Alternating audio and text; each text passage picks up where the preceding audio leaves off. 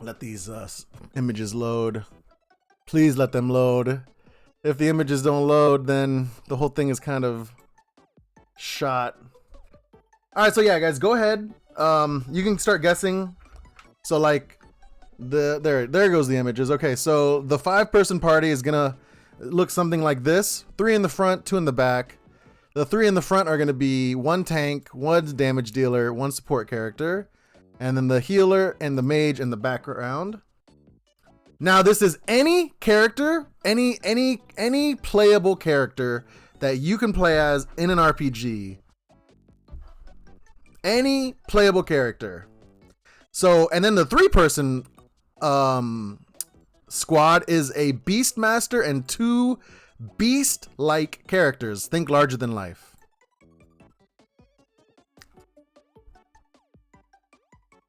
On the other hand, Yuri could be great in a tank or damage role, but I kind of have the feeling Suikoden is going to be there. So yeah, so I have a Suikoden character. I've got a Breath of Fire character. I've got a Tails character.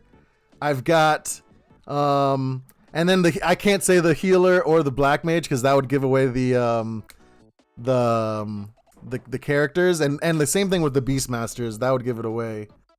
So, yeah. So go ahead and give me your best guesses for each stereotype of character, and we'll do it out. We'll guess it. Reese, Trials of Mana. Yeah, okay. She has the stats down. I like that. Rita.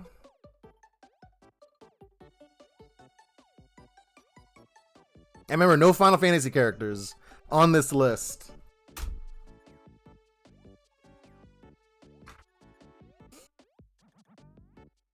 We're gonna start the list off with the tank of the party, who just so happens to be from Suikoden. I know this is hard to guess, but I did have fun putting this party together. Tank better have a taunt. Tank's got parry and can negate mages. The tank is Chris Lightfellow from Suikoden 3. Oh, let me get rid of this overlay. There we go. Boom. That's probably a little bit cleaner. So, Chris works as this role because she's got like the best parry and heavy armor in the game. Well, I don't think her heavy armor is the best, but her parry is the best, and she can deflect, and she takes less damage than everyone. Also, she has a true rune that can heal everyone and negate magic. So, like, as far as like magic damage goes, she can pretty much just wipe it out in parties. And so, if you try to attack her with physicals, she's gonna parry and deflect it away, and you're not gonna be able to hit her. One of my favorite characters, I had brought Chris up in, I think, the waifu list. She's just awesome. Chris Lightfellow from Suikoden 3. She is my tank. I will let her protect me wherever I go. Chris is good. Yeah, Chris is a fun character. And she gets really strong at the end of the game. She could, well, the thing is yeah. You can pick the fire rune, which she's not really good for, but like, I think story-wise, she's meant to use the true water rune, you know, because of her the person who had it before, kind of she inherits it from them. And she's got, I think she's got more affinity towards water than the other runes anyway. But yeah, so that's my tank.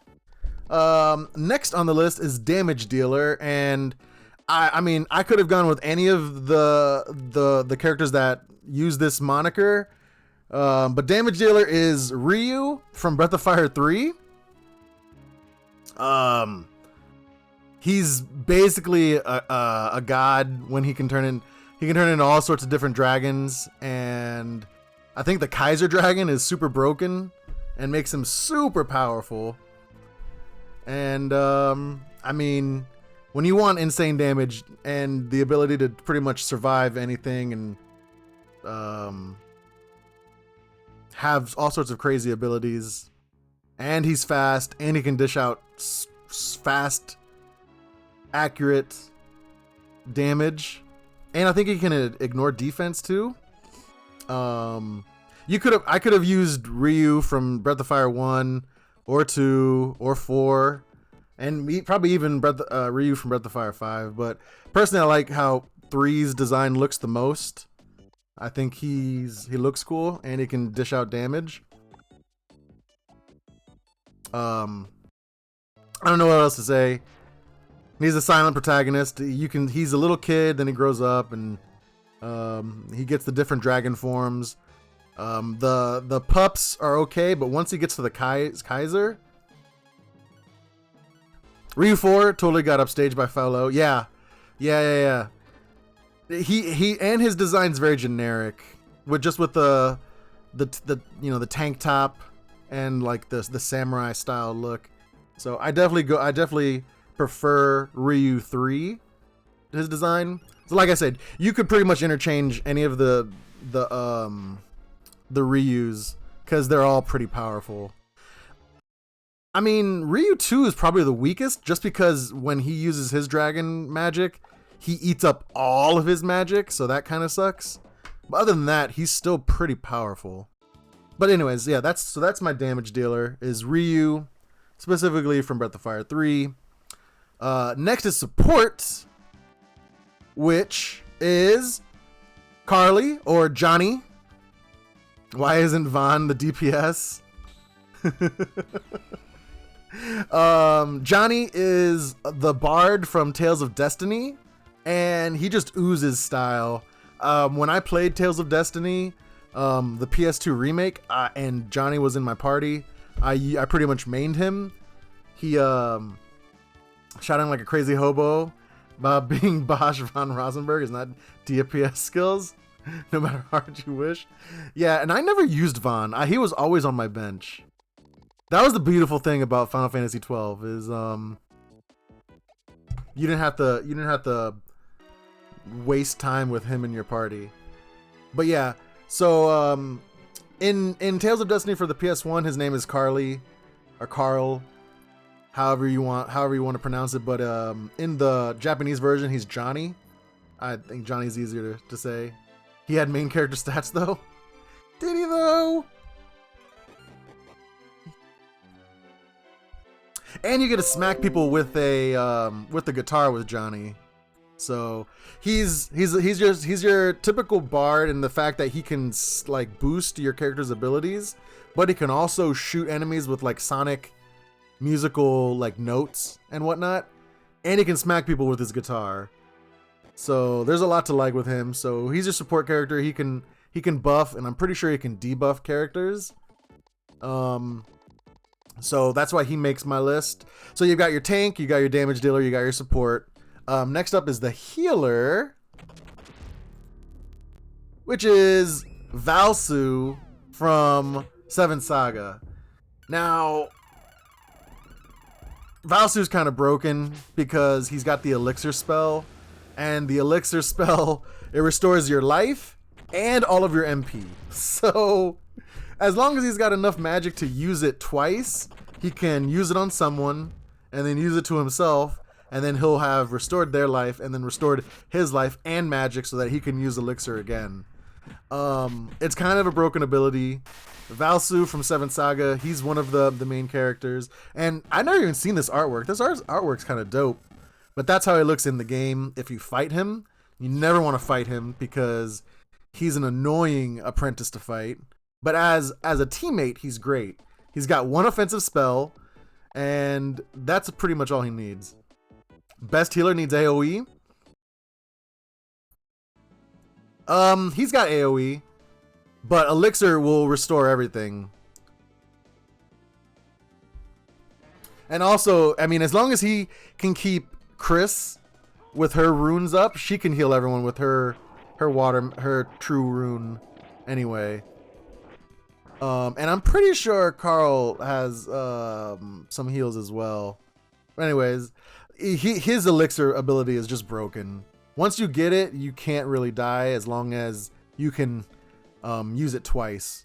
I think it costs a lot of MP, but if you use it on the other character, you restore their HP and MP, and then you use it on yourself, and you restore all the MP that you've used up, so that you can use it all over again. It's really broken.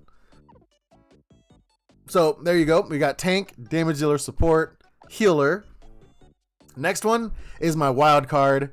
I was thinking, because I was like, okay, do I want a ranged fighter or like an archer, or do I want like a mage? So I want the mage, and the mage I picked was the Scarlet Witch from Marvel Ultimate Alliance 3.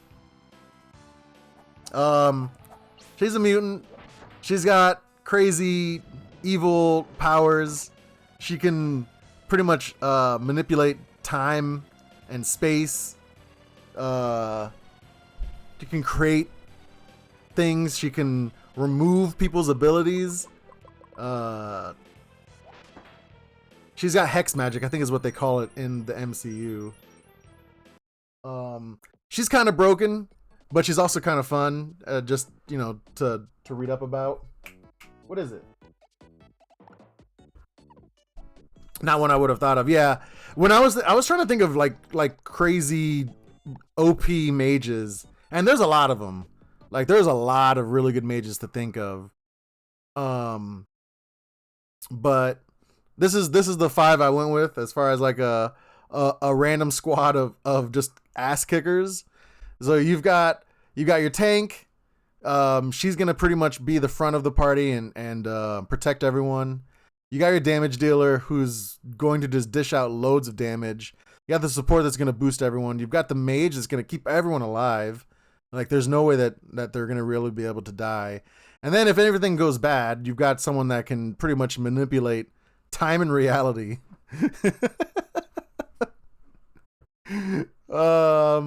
So yeah, that's my top 5 of the party, the 5-party squad. As far as like the Beastmasters and the 2 characters go, I kind of just went with the zany picks here because it's funny. And with the Beastmaster, I was like, what's the greatest Beastmaster in an RPG? And I was thinking about it. Like who commands beasts better than Ash Ketchum from Pokemon, right? So here's my Beastmaster and his two beasts that he would command. And I say beasts very loosely. We've got Ash, and his 2 beasts would be Cthulhu, who you use in Cthulhu Saves the World, and Xenogears.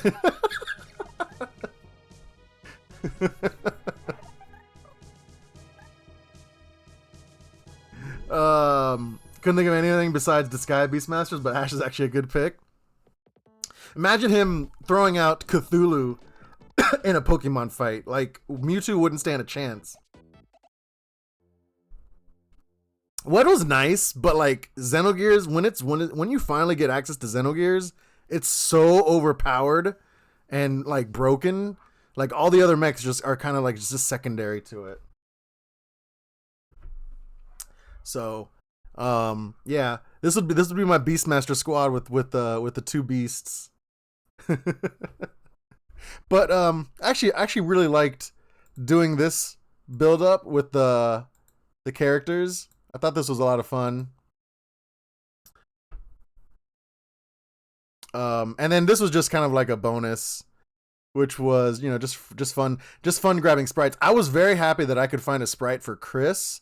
I couldn't really find a sprite for Ryu that was it wasn't too pixelated, but the rest, you know, I could find. And there was, you know, the Tales of Destiny 2 remake. There's sprites for Johnny. But yeah, that's gonna do it. Oh, hold on one second. I actually got to